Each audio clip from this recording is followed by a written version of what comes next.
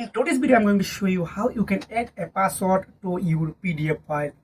So let's get started. First of all, I need to select PDF file. So first click here. So you can see this is my PDF file. So I want to go this file here, drag and drop, otherwise select your file. So now I need to choose a password. So I want to choose 1 2 3 4.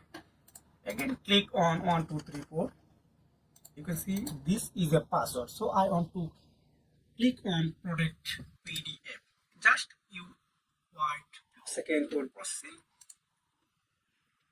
So now click on downloaded. So this is automatically downloaded.